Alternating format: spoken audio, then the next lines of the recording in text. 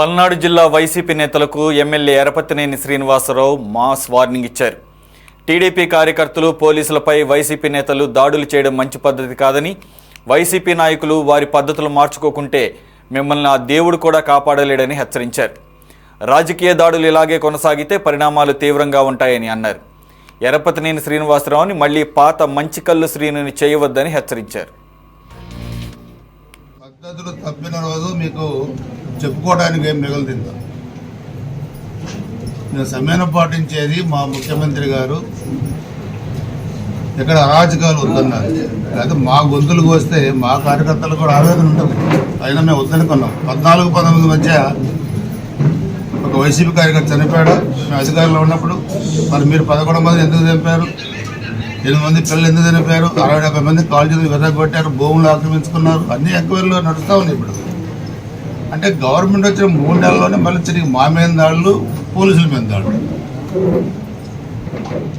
పద్ధతులు మార్చుకోకపోతే చాలా తీవ్రమైన పరిణామాలు ఎదుర్కోవాల్సిన పరిస్థితి వచ్చింది. మిమ్మల్ని దేవుడు కూడా కాపాడలేదు.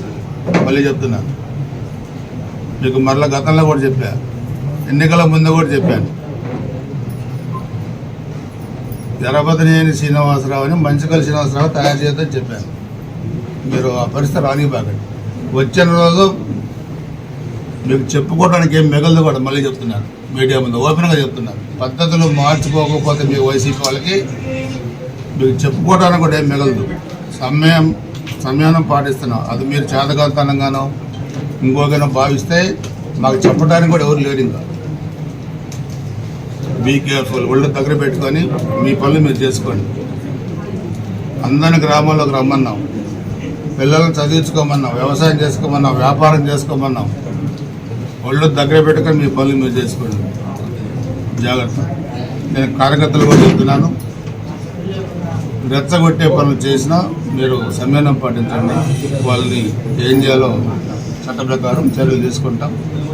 ఖచ్చితంగా కార్యకర్తలకి తగిన న్యాయం జరుగుతుంది ప్రభుత్వంలో. మీరు ఎటువంటి ఆందోళన చెందాల్సిన పని లేదు.